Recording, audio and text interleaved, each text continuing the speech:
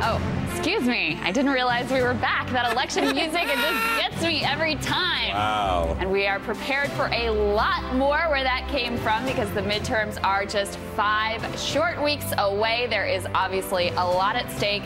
Control of the House, and perhaps more importantly and more likely, the Senate is up for grabs. So that means time to trot out all the heavy hitters for the Republicans in New Jersey. We've got Governor Chris Christie. He is going to Wisconsin today, campaigning for Governor Scott Walker.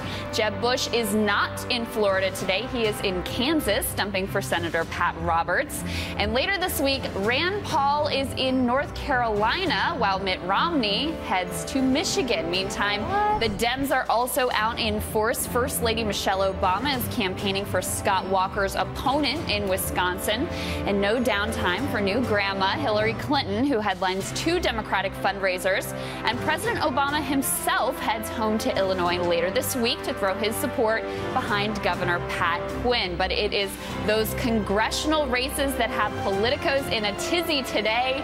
The Cook Political Report is estimating that after the midterms, the House could be more red than it has been in 85 years. Trey, what was it like back then? Really? You'll have to tell us later.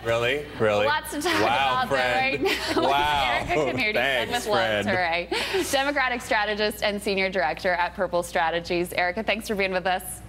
I'm glad to be here, and I can tell you for a fact I definitely don't know what it was like 85 years ago. I know that. Rub it in, Erikka. Wow. So let me throw a quote at you from the New York Times about some of the likely members of the next House of Representatives. One nominee proposed reclassifying single parenthood as child abuse. Oh. Another suggested that 4 blood moons would herald world-changing shaking-type events and said Islam was not a religion, but a complete geopolitical structure unworthy of tax exemption. Still another labeled Hillary Rodham Clinton the Antichrist. So if we thought this current Congress was bad, it looks like the next House is going to be even worse and even further to the right. So if John Boehner's had trouble controlling his caucus up to this point, what are the implications of a GOP Republican caucus that is going to move even further to the right after these elections?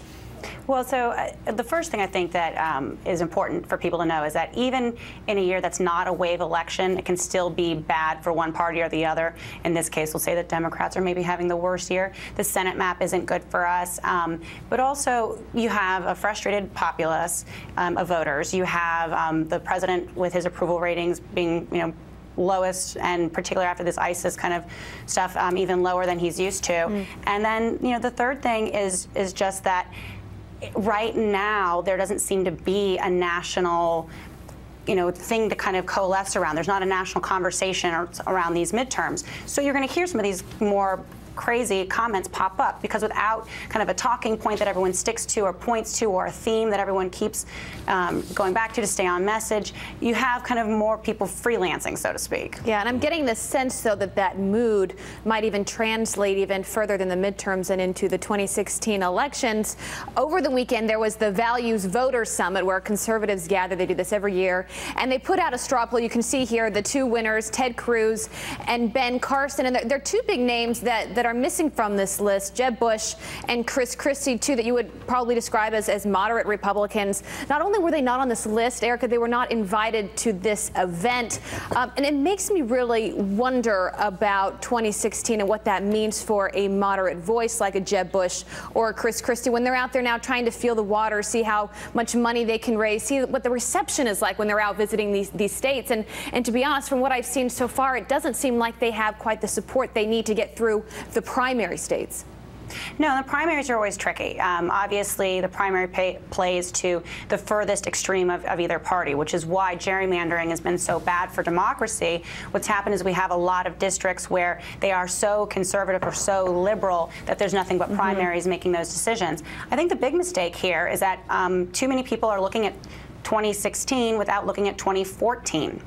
You have some of the best surrogates, people like Jeb Bush, people like Chris Christie for Republicans, who in the next month you'll see them on the stump, you'll see them out in the states, because they're going to be the best ones to bring home the votes for these midterms. But if kind of the base of the Republican Party ignores that more moderate, that actual delivering a general vote, not a primary vote voice, they're going to end up being a little bit, I don't think surprised, but they're going to end up fighting the wrong fight, so to speak.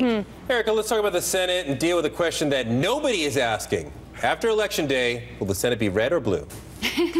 Well, okay. I like to be an optimist, and I like to think that the Democrats have a good chance, but it looks like it's leaning Republican. There's three things that happen in this last month.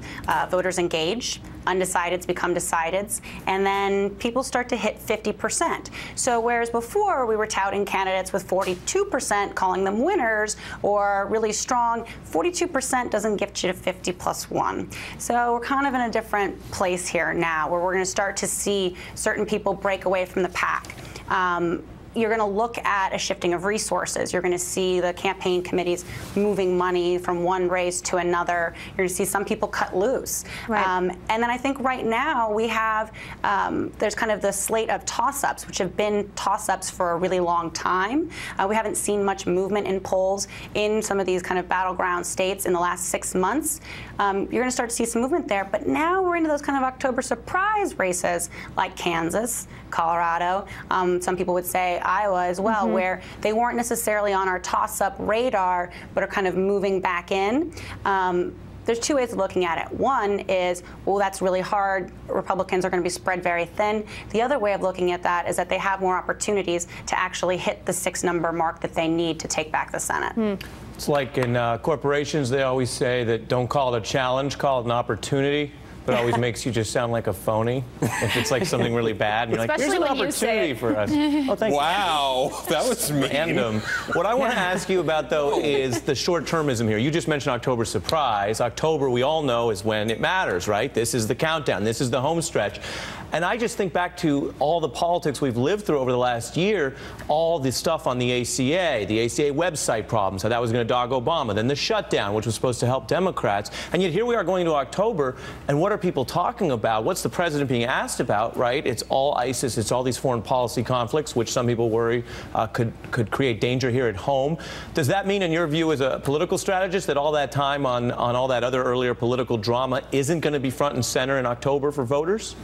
I don't think it is going to be, and it's something that nobody could predict. I mean, a beheading of an American journalist is a big gut punch. The fact that the terrorists use social media to reach kind of American voters or Americans in general in a way that they haven't used before, we couldn't have predicted that a year ago. But on the other side, I think those are the big bread and butter issues.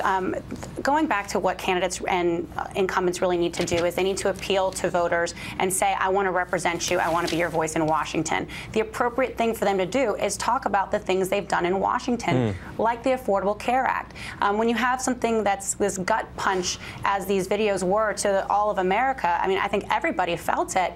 You're going to see a reaction there that we may not get back to kind of the more bread and butter, day-to-day congressional agenda items in this election. We may kind of be stuck here, but this is an important thing to discuss as well. We've been embroiled in wars for the last, decade and a half. So. Right.